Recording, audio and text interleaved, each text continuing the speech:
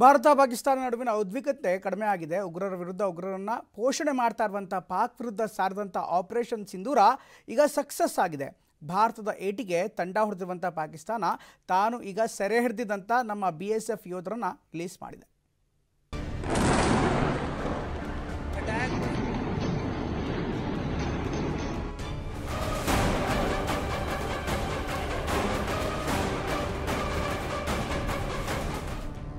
ಪೂರ್ಣಂ Kumar Shah BSF ಯೋಧ ಪಾಕ್ ವಶದಲ್ಲಿದ್ದ ಇದೇ PK Shah 20 ದಿನಗಳ ಬಳಿಕ ಬಿಡುಗಡೆ ಆಗಿದ್ದಾರೆ.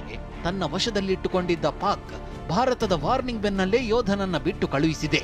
ಅಷ್ಟಕ್ಕೂ PK ಶಾ ಪಾಕಿಸ್ತಾನದ ಗಡಿಯೊಳಗೆ ಹೋಗಿದ್ದು ಏಕೆ, ಅವತ್ತು ಏನಾಯಿತು ಅನ್ನೋದನ್ನ ತೋರಿಸ್ತೀವಿ ನೋಡಿ.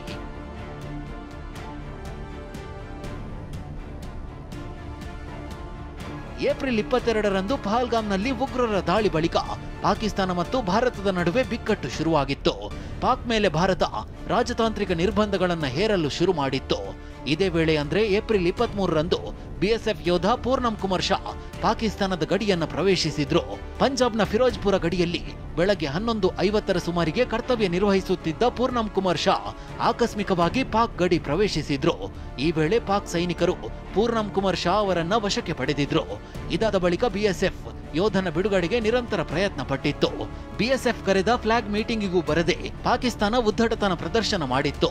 ಇದೀಗ 20 ದಿನಗಳ ಬಳಿಕ BSF ಯೋಧ ಪೂರ್ಣಂ ಕುಮಾರ್ ಶಾನನ್ನ ಪಾಕ್ ಬಿಡುಗಡೆಗೊಳಿಸಿದೆ. ವಾಘಾ ಅಟ್ಟಾರಿ ಗಡಿ ಮೂಲಕ PK ಶಾ ಭಾರತಕ್ಕೆ ಮರಳಿದ್ರು. ಸದ್ಯ ಯೋಧನ ಬಿಡುಗಡೆ ಬಳಿಕ ಅವರ ಕುಟುಂಬದವರು ನೆಮ್ಮದಿಯ ನಿಟ್ಟುಸಿರು ಬಿಟ್ಟಿದ್ದಾರೆ ಮತ್ತು ಸಿಹಿ ಹಂಚಿ ಸಂಭ್ರಮಾಚರಣೆ ಮಾಡಿದ್ದಾರೆ. सबसे बड़ी बात तो 20 दिन वो हमारे देश में नहीं थे, पाकिस्तान की तरफ से अरेस्ट हो गए थे। तो आज तो बहुत ही खुशी हुई। सुबह में ही फोन आया था CO साहब का वहाँ से हेड ऑफ कि देखिए वो PK साहब आ गए हैं, इंडिया आ चुके हैं, टेंशन मत लीजिए, वो एकदम सही सलामत है, आप टेंशन मत लीजिए, बिल्कुल ठीक है।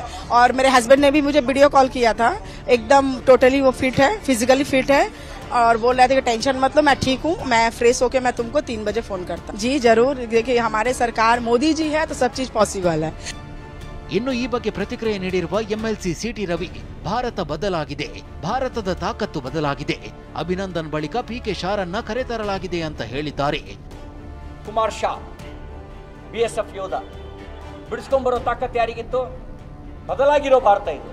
ನಾನು ಇದು ಕ್ರೆಡಿಟ್ನ ಭಾರತಕ್ಕೆ ಕೊಡ್ತೀನಿ. ಇದು ಬದಲಾಗಿರೋ ಭಾರತ, ತಾಕತ್ತಿರೋ ಭಾರತ, ಇಡೀ ಭಾರತಕ್ಕೆ ಈ ತಾಕತ್ತು ಬಂದಿದೆ ಅಂತ ಹೇಳ್ತೀನಿ.